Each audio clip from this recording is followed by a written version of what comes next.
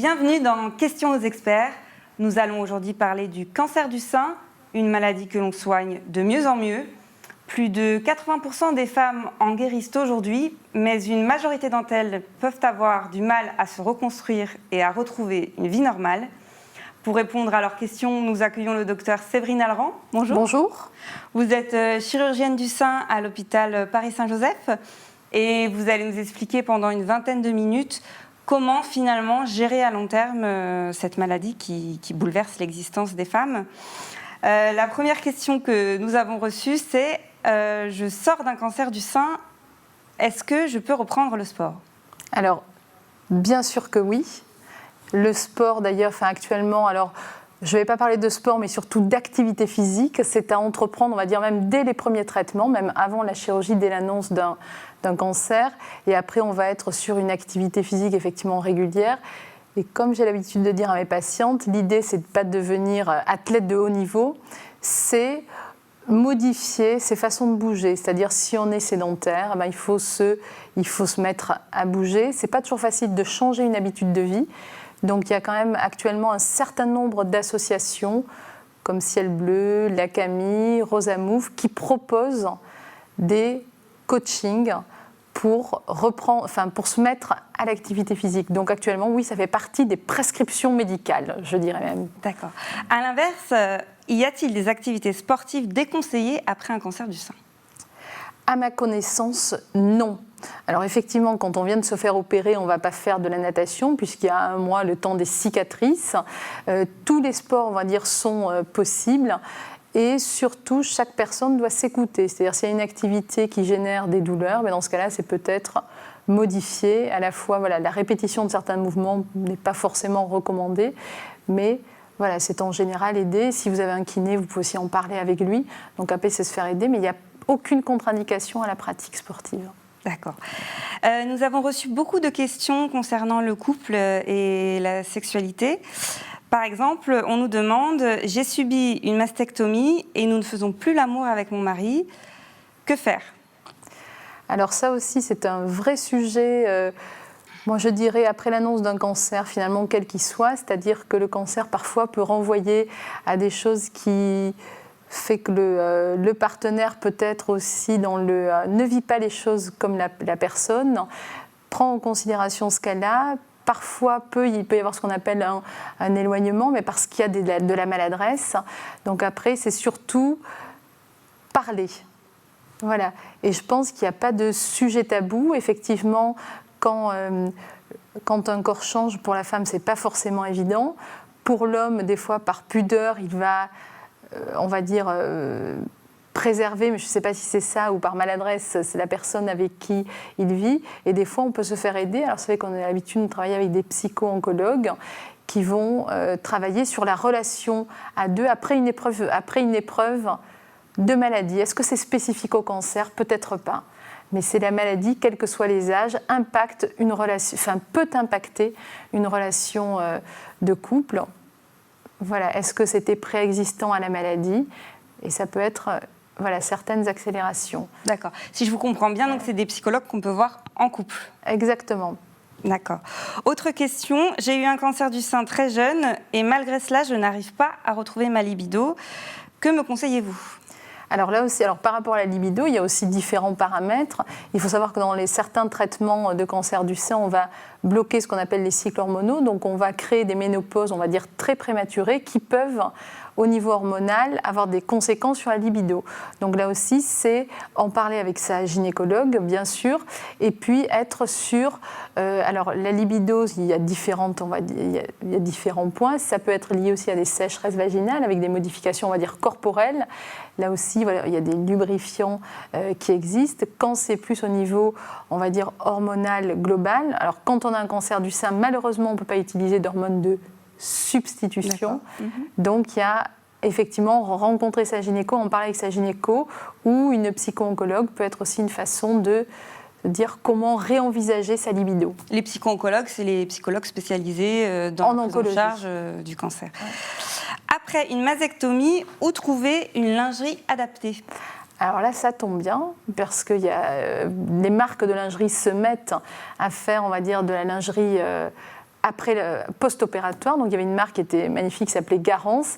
Actuellement, donc il y a la marque Etam qui est en train qui a mis en place une ligne qui s'appelle Yes. Et donc c'est toute la lingerie adaptée justement pour mettre en place une prothèse, cacher des cicatrices et qui reste féminine. Donc il y a effectivement les grandes marques qui s'y mettent. Les pharmacies sont en train aussi de faire évoluer leur marque de sous-vêtements. Et c'est vrai que je pense que la mode veut s'emparer de ces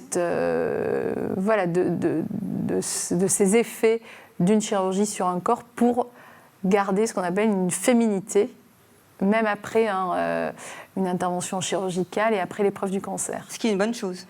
Très bonne, et pour moi, ça fait partie des accompagnements thérapeutiques. D'accord. Parce que guérir, c'est un sens, on va dire, large, c'est être aussi bien, se sentir bien dans son corps et avoir une lingerie, on va dire, qu'on achète avec plaisir et qui fait envie. Une question peut-être un peu simple, mais comment être sexy avec un seul sein ? Alors là, c'est une question qui est souvent, on va dire, qui est souvent posée. Alors parmi les patientes moi, que j'ai eu des patientes qui ont fait des choses tout à fait étonnantes, qui se sont fait tatouer la cicatrice, qui ont mis des tatouages soit transitoires, soit définitifs. Après, il y a effectivement des personnes qui vont inventer des formes d'habillement, avec des habillements, on va dire, asymétriques.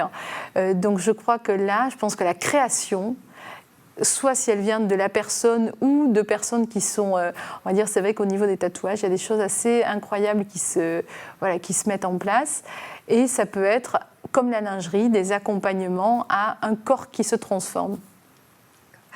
Alors j'ai Martine qui me demande, j'ai 70 ans, suis-je trop vieille pour une reconstruction mammaire ? Non. Absolument pas. Il n'y a pas de péremption pour faire une reconstruction. Quels que soient les âges, on peut reconstruire chirurgicalement un sein. Et donc là, après, c'est plus une histoire de par quelle technique on va le reconstruire. Donc ça, c'est avec votre chirurgien plasticien qu'il faut en discuter. Mais à tout âge, on peut faire une reconstruction du sein. D'accord. Il y a eu pas mal de questions autour finalement des angoisses de récidive, même quand on s'en est sorti. J'ai par exemple une internaute qui me demande, voilà, je suis sortie d'affaires, finalement, quels sont les risques de récidive ? Alors les risques de récidive, là aussi, c'est difficile de répondre pour des généralités, parce que chaque personne est traitée pour un cancer qui est différent d'une autre personne. Donc il y a toujours, là je vais être, on va dire, nuancée. C'est vrai que dans la majorité des cas, le cancer du sein est de très bon pronostic. Il n'y a pas d'impact, on va dire, sur la vie. Le risque de récidive, je dirais, est de l'ordre de moins de 10% sur les 10 ans qui viennent. Et on peut aussi dire les choses différemment. Dans 90% des cas, il ne se passera rien. Donc c'est toujours de quelle manière on regarde les choses. Avec la comparaison avec la voiture, c'est toujours des comparaisons qu'on prend, ça marque. Quand on prend la voiture, on ne se pose pas la question si on va avoir un accident de voiture, on prend la voiture. Donc après, c'est vrai qu'en cancérologie, en associant tous les traitements, le but c'est de réduire le risque de récidive à 0 et dans la majorité des cas, on y parvient. Et si récidive il y a des traitements adaptés. J'ai très peur d'une récidive de mon cancer du sein. Que dois-je faire pour l'éviter ? Du sport peut-être ? Alors là, effectivement, dans les traitements, si les cancers, si vous avez un cancer qui est sensible aux hormones, l'hormonothérapie permet de prévenir la récidive, c'est-à-dire c'est un anti-œstrogène associé bien sûr à une activité physique régulière. Et ça, on sait, donc il y a beaucoup d'articles scientifiques qui démontrent que la pratique sportive diminue le risque de récidive, améliore la survie et améliore la qualité de vie. Il n'y a pas beaucoup de traitements actuellement qui ont ce triple effet positif. Donc l'activité physique, ça ça fait partie du traitement. L'alimentation, il n'y a pas de régime à entreprendre, mais parfois on peut modifier certaines habitudes alimentaires. Là aussi, c'est pas facile de changer des habitudes, de se dire tiens, je vais devenir sportif quand on ne l'est pas. Tout à fait. Tout à fait, oui. Et donc, il y a vraiment des associations dont c'est le métier d'accompagner les personnes à cette modification d'activité physique. Donc, je peux les reciter parce qu'elles font quand même un travail énorme sur le terrain. Donc, vous avez l'ACAMI, vous avez Ciel Bleu avec un S et pas un C. Vous avez alors en Ile-de-France, vous avez à Rosa Move. Les kinés sont aussi très impliqués dans la pratique sportive. Il y a des réseaux de kinés, un réseau actuel qui est en train je trouve qui est très, très intéressant, c'est Réseau Kiné Sain, RKS. Et je pense qu'aussi les kinés sont des métiers qui peuvent vous aider pour changer ces pratiques. D'accord. L'idée, c'est finalement de peut-être pas forcément se lancer toute seule, quoi. Non, parce que c'est d'une part, ça peut être ennuyeux, puis il faut que ça fasse plaisir, et puis il faut que l'activité, on dise ça, je peux le faire. Si la barre est trop haute, eh bien, on ne changera pas ses habitudes. Donc c'est commencer par ce que l'on peut faire et ce qui fait plaisir. Voilà, et ça doit être assez. C'est pas un sport contrainte, c'est une activité plaisir. D'accord. Peut-on retrouver une vie normale après avoir eu un cancer du sein? Vaste question. Alors, c'est vraiment le but, on va dire, du soin, c'est d'avoir une qualité de vie qui soit au moins équivalente à avant. Ça sera une vie différente probablement de celle d'avant, puisque c'est comme toute épreuve de vie, les personnes en sortent changées. Et je pense que ça peut être aussi l'occasion d'oser poser de questions, d'oser aller rencontrer des personnes, on va dire, ressources auxquelles on n'avait pas pensé. Et aucune question n'est taboue. Donc c'est vrai qu'il y a actuellement quand même il y a Mon Réseau Cancer du Sein, il y a la Maison Rose, il y a vraiment des associations qui font un gros travail sur comment vivre mieux après le traitement d'un cancer du sein. D'accord. J'ai fait préserver mes gamètes après un cancer du sein hormonodépendant. Quand vais-je pouvoir concevoir un enfant ? Alors là aussi, les choses sont en train de se libérer. Autrefois, on avait un cancer du sein, on disait pas de grossesse. Depuis quelques années, les études montrent qu'il est possible, après 2 ans, on va dire, après le traitement d'un cancer du sein, s'il n'y a pas eu d'événement, en particulier de récidive, etc., de pouvoir envisager un projet de maternité. Donc là aussi, ce n'est pas seul que cette entreprise, c'est avec son équipe de cancérologues, et on donne ce qu'on appelle un feu vert pour la grossesse. Donc il faut un bilan d'extension négatif. Mais en général, dans les 2 à 3 ans qui suivent la fin du traitement, il est possible d'envisager un projet de maternité. Pour répondre précisément à la question posée, si la grossesse se fait toute seule, il n'y aura pas besoin de recourir aux gamètes. Et donc c'est si effectivement ça tarde un peu qu'on peut avoir recours à ce qu'on appelle des techniques de fécondation in vitro. Mais dans un certain nombre de cas, la grossesse peut se faire spontanément. D'accord, la grossesse, oui, peut tout à fait. Alors, pourquoi on préserve les ovocytes ? Parce qu'on sait que des traitements peuvent diminuer la fertilité, et donc on les préserve avant, par exemple, une chimiothérapie, pour mettre toutes les chances de son côté après. Mais si la grossesse peut se faire naturellement, elle se fera naturellement. C'est au cas où ça ne se ferait pas naturellement. D'accord. J'ai fini mon traitement. Pendant combien d'années dois-je être surveillée ? Alors là aussi, c'est une question intéressante. On part les 5 premières années, c'est une surveillance plutôt tous les 6 mois, avec un examen clinique. La mammo, quant à elle, est à faire tous les ans. Et au-delà de 5 ans, c'est une surveillance annuelle par an, les 5 années qui suivent, et puis ensuite également régulièrement. D'accord. Je vais entamer une période de surveillance. Qu'est-ce que je dois signaler à mon médecin ? Alors, les consultations après les traitements d'un cancer du sein, c'est d'une part pour voir s'il y a eu des effets secondaires des traitements. Je pense qu'il faut parler aussi, si vous avez eu des problèmes au travail, en parler, parce que parfois c'est pas toujours facile après ces épreuves-là. Donc là aussi, il y a des associations qui œuvrent pour que les femmes ne soient pas impactées dans leur travail. Donc c'est surtout oser dire les choses. Si ça se passe mal, on en parle. Et puis ensuite, au niveau des cycles de la femme, donc si une personne a un cancer du sein, qu'elle n'est pas ménopausée, certains traitements peuvent donner ce qu'on appelle une ménopause précoce. Donc là aussi, c'est comment aider à traverser, on va dire, ces épreuves de cancer, de ménopause prématurée. Et là aussi, votre gynécologue, votre médecin traitant sont à l'écoute pour répondre, on va dire, et envisager, on va dire, des traitements de ces symptômes qui surviendraient. Donc on va rester sur les risques de récidive. Est-ce que je peux avoir un cancer du sein à l'autre sein ou un cancer ailleurs ? Alors ça oui, effectivement, avoir un cancer du sein ne protège pas ni pour le sein de l'autre côté, ni pour les autres cancers. Il faut savoir que la probabilité est rare, sauf si dans la famille, on va dire, il y a des risques génétiques parce que il y a 3 ou 4 cas de cancer du sein dans la famille, des cancers de l'ovaire, de la prostate chez les hommes. Et là, ça met dans un risque, on va dire, supérieur au reste de la population. Sinon, le risque n'est pas plus élevé qu'une autre femme d'avoir un cancer de l'autre côté. D'accord, mais c'est pas protecteur. Et c'est possible et c'est pas protecteur, malheureusement. J'ai Victoria qui me pose une question un peu, auquel je ne m'attendais pas. On me l'a enlevé, donc elle parle de son sein, mais j'ai l'impression que mon sein est toujours présent. Suis-je devenue folle ? Pas du tout. Donc là aussi, ce qu'on appelle le sein fantôme, c'est comme pour d'autres amputations, c'est que c'est un phénomène qui est ressenti par certaines femmes. Et effectivement, à un certain âge, on a vécu dans un corps.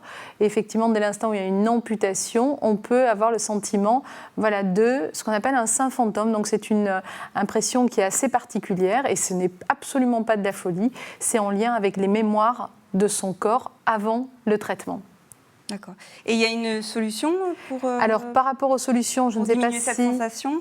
Si Victoria a essayé, d'une part, alors, est-ce que des techniques de reconstruction chirurgicale, mettre en place une prothèse externe, s'habiller, on va dire, avec des dessous adaptés, peut-être aussi une façon de modifier ces sensations-là, si elles sont gênantes. Mon sein a été sauvé, mais il est déformé, je le trouve hideux. Puis-je faire de la chirurgie ? Alors, ça, c'est ce qu'on appelle les séquelles. Donc, effectivement, préserver un sein ne veut pas dire qu'on a préservé la forme initiale, même si c'est le but de nos chirurgiens, d'enlever le cancer et de maintenir, et de préserver la forme du sein. Effectivement, il y a des fois ce qu'on appelle des séquelles esthétiques de traitement conservateur et qui se répare. Donc, ce que je propose à votre internaute, c'est soit de consulter son cancérologue, soit d'en parler avec un chirurgien plasticien qui est, on va dire, spécialisé en cancérologie. Parce que ce n'est pas n'importe quel type de chirurgie, en particulier s'il y a des rayons, on ne peut pas faire toutes les techniques que l'on ferait en chirurgie esthétique. Donc, c'est vraiment un chirurgien plasticien spécialisé en cancérologie qu'elle peut consulter ou un cancérologue. Chirurgien. Ma cicatrice est très rouge. Est-ce mauvais signe ? Alors là, c'est une question très vaste. Je ne vais pas pouvoir donner cet avis sans avoir connaissance. Effectivement, si ça intervient, on va dire, après une chirurgie ou après une radiothérapie, c'est classique. Un sein qui a été traité peut avoir des modifications de couleur, de douleur, de sensations un peu particulières. Si ça persiste, il faut consulter son médecin et voir s'il y a lieu d'entreprendre un bilan. Voilà ce que je peux répondre. Là, je ne suis pas très précise. J'ai été opérée depuis 4 ans et je me sens toujours très fatiguée. Est-ce normal ? Alors, ça peut l'être. Là aussi, je n'ai pas assez d'éléments cliniques pour répondre précisément. Mais effectivement, si le cancer est survenu à un âge où ça induit également une ménopause par les traitements, ces effets cumulatifs, on va dire, s'il y a eu en plus une chimiothérapie, on sait que se remettre de ces traitements, il y a une fatigue qui, après les traitements, dure environ 1 à 2 ans. Donc là aussi, oui, c'est normal. Après, c'est comment on peut remédier à ça. Donc là aussi, éviter d'être trop sédentaire permet, on va dire, de récupérer. Parfois, il peut y avoir une lassitude, des troubles du sommeil. Donc là aussi, il faut consulter son médecin. La mémoire aussi peut être un peu altérée après les traitements. Donc actuellement, il y a des ateliers mémoire qui se mettent en place parce qu'on sait que les traitements ont des effets sur la concentration, sur la mémoire, sur une fatigabilité. Donc après, c'est s'assurer quand on a un régime suffisamment vitaminé, qu'il n'y a pas de problème, on va dire peut-être de thyroïde associé. Donc après, si la fatigue est trop importante, il faut vraiment consulter pour faire peut-être un bilan plus général. Dernière question, dois-je emmener mon compagnon chez mon cancérologue pour le suivi ? Alors ça, c'est à la liberté de l'internaute qui nous pose cette question. Je pense que si pour elle c'est important, elle peut le suggérer de venir. Et c'est vrai que ça fait il y a une autre oreille qui va écouter peut-être différemment. Si elle, ça lui fait plaisir, elle peut en parler à son compagnon et il sera accepté en salle de consultation. Alors avec le Covid, tout est un peu différent, on limite, on va dire, Bien sûr. les présences, mais dans la mesure du possible, je trouve que l'accompagnant est peut-être important. Nous sommes arrivés au terme de cette émission. Merci Séverine Alran pour la clarté et la précision de vos réponses. Merci à tous pour votre participation à travers les questions que vous nous avez fait parvenir et surtout pour votre fidélité. Vous pouvez retrouver cette émission sur notre site Pourquoi Docteur, sur notre chaîne YouTube et sur les réseaux sociaux. Nous vous donnons rendez-vous très bientôt pour un prochain Question aux experts. Au revoir.